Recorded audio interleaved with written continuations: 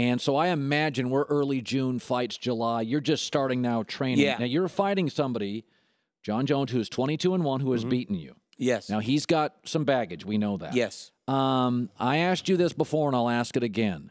Do you trust him to be clean when the fight is underway? I think he has to this time. With USADA and everything. And you hear guys, Alexander Gustafsson now is saying he believes that John was enhanced throughout his career.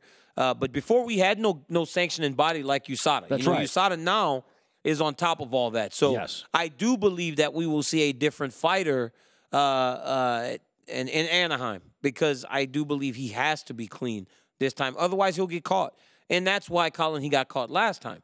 I think he fought this guy, Vince St. Preux, clean and didn't like the way he felt and tried to do something again, dirty, and got caught at UFC 200. Well, he was called out. John Jones was it called out yesterday or today by Alexander Gustafsson, who basically came out and said, guy's a user. Yeah. Now, just didn't hold back at all. When guys use, they not only get addicted to it physically, well, I should say this, they get addicted to it emotionally. Yes. You brought up a very interesting thing. I heard this from baseball players. So they use steroids, and they love the way they feel. Yep. And then all of a sudden they go off steroids, and the minute they have an 0 for 8 slump, psychologically it messes with your head. Yes. And not like alcoholism where you become addicted to alcohol. You become emotionally addicted to what HGH provides for you. So we know John Jones is failed tests. Yes. So do you believe right now, do you believe if he's clean fighter and he's on something, is he significantly less of a fighter as a clean fighter?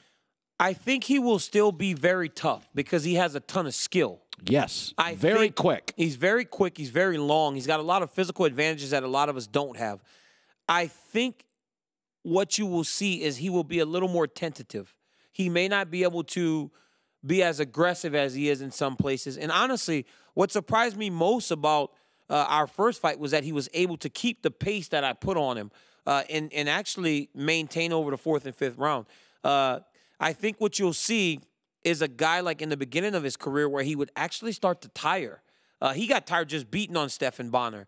He got tired just beating on a guy named So Andre you're landing Guzman. punches there on him. Yeah, constantly, and constantly going forward. You know, and most times you watch He me intimidates do that. guys. He doesn't intimidate you. Not at all. You watch me do that against most guys, and they will tire before I do. John was able to keep the pace. I think that's where you're going to see the difference, Colin, with him being clean. Why aren't I you don't think he'll intimidated by? Look, you're thicker than him. Yes. So he knows what when you're in the ring with John Jones, fighters can sense this. I can't, like right there, he's intimidated by you. When you're in the ring with him, what does John Jones know that you are better than him at? What does he fear from you? Well, I don't know if he fears anything, but I'm a better boxer than John Jones by far. Wrestling, you know, he actually scored more takedowns than I did last fight, but just in terms of pure wrestling, I'm a better wrestler. And, you know, man, he knows that that I will bring the fight. You know, he knows that he has to train hard. He knows that I'm going to continue to press forward and try and impose my will on him. Fear, I don't think, plays into the equation, Yeah, but none of you he guys respects that. I'm not afraid of anything. And people, even going back to the Rumble fight, you know, people would say stuff like, oh, this guy knocks everybody. It doesn't matter. Like, I will fight these guys wherever, Colin. You know, if they came here today, Colin, we could fight on your set. They just moved back a couple cameras. We could fight right there. That doesn't You know, it's scare funny. me. It's very funny. When Mike Tyson, and I said, I grew up with boxing more and moved into this. And when Tyson scared everybody. And then Tyson faced Holyfield. And Holyfield just didn't give a rip. Nope. And I think it was the first time in Mike's life, and I'm serious, Daniel, I could be wrong on this, that it was the first time that Mike Tyson was in the ring with a fighter and didn't smell fear. And you saw what happened? He wasn't the same fighter. He got very frustrated. Then Lennox Lewis, who was more athletic than Mike and longer, again, at the end of Mike's career, Mike went about 9 years. People were afraid of him. And I think Holyfield got in the ring. This is the one thing that, and I've told you this. John Jones, when I first saw him, I thought it was the most gifted UFC fighter I'd ever seen. Yeah. Literally jumped off the television highlights. I was like, holy God. It's like when you first saw Ali or Tyson. Yeah. You're just like, wow. But I think you're his Holyfield.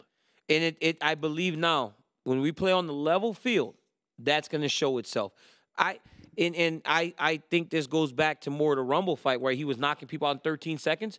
But to him, I was like Godzilla because I'm standing in front of him. He's like, why is this guy not shooting for a takedown? He's trying to punch me. So then he turned into wrestling me. And I feel like that's not a good move. Of course not. And I feel like that is what I'm going to do to this guy this time. I'm going to impose myself on him just like last time. But then I don't believe that he's going to be able to keep I cannot. pace. This is going to be unbelievable. This is the UFC light heavyweight championship. Daniel in front of us, John Jones. This is Saturday the 29th. The tickets go on sale. I'm going to go to this fight. This is July 29th at the Honda Center in Anaheim. When will you, when do you lock in? Will you just become ornery? I've already started training. You know, I've been training for 3 weeks now, and I'm really picking it up. I just got back from practice. I just left Glove Works in Santa Monica. I sparred for 2 hours with Luke Rockhold this morning before coming to do UFC tonight.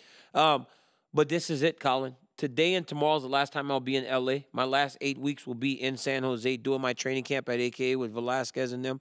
And this one means everything. This is legacy. You know, people talk about the old guys, you know, the Randy Couture's and the Tito Ortiz's and those guys. But you're watching the two best light heavyweights of all time in me and John Jones. And we're fighting in Anaheim. Do you think if you beat him, he retires? He won't retire. He'll be around. Him and I have 2 more fights. We have me beating him in Anaheim and me beating him next time. Let's forget about the old guys, Colin. The old guys were good. They were great. You're watching the 2 best fighters in the light heavyweight division's history because nobody from the past could beat John or I. So you're watching the 2 best. And it's the same with basketball and everything. We got to let go of our childhood and understand that people can be better. Oh, of course. And John and I are better than the Chuck Liddells and the Tito Ortiz's ever been. And you're more skilled. We're more skilled. The game changes. And I watch you every morning make this case for LeBron James. LeBron James is a better basketball player than Michael Jordan. We just have, as kids, we go, wow, Michael Jordan was our hero. LeBron James is better, just as John and I are better than all those guys from the past. All right, tickets go on sale this Friday. This is going to be great. This is the best fight in the year. This is the fight. This is the one.